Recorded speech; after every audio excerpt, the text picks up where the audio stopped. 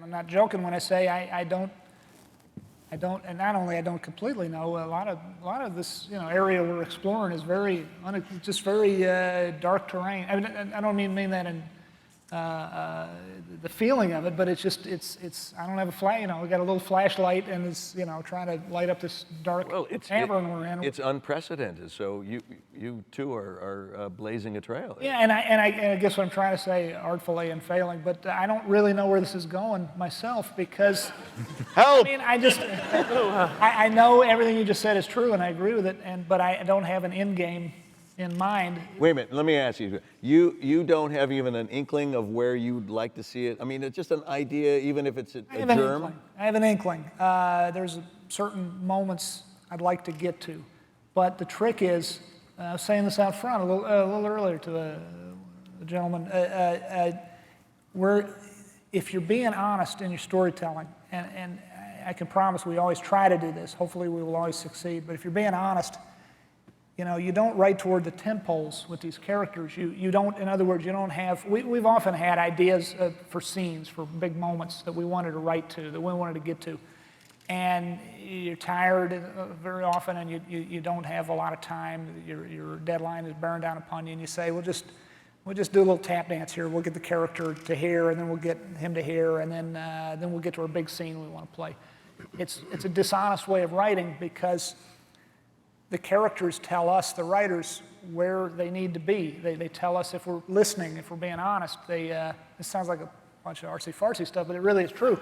We spend most of our days in the room saying, where's Walt at? And then we talk it through. And then we say, where's Skylar at? And we talk it through, and we argue it over, and we hash it out.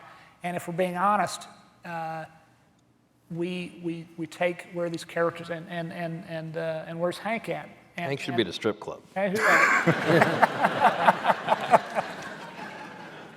we don't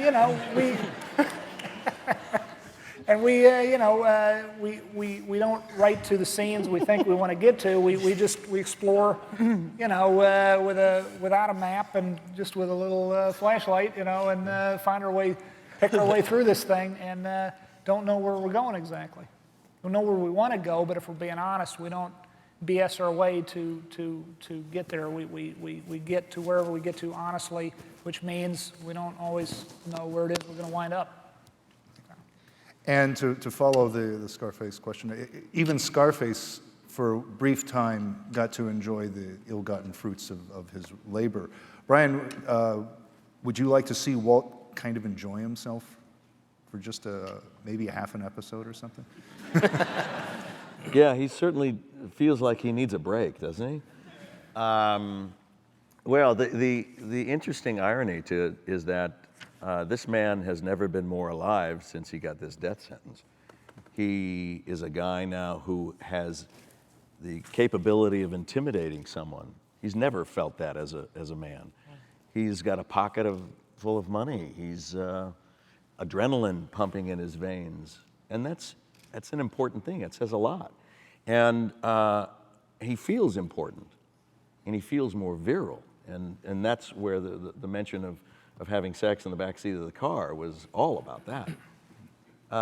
There are things I think that he wouldn't change. I mean, the question, would you rather live an exciting year and a half or a drab, boring, dull, depressing 20 more years?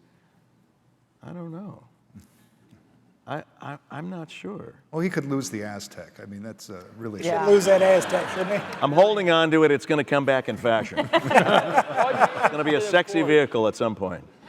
Or Junior should get like a Maserati or a Porsche or something. Well, the old man's got the money. Exactly. Talk to him. Yeah. He's the drug dealer.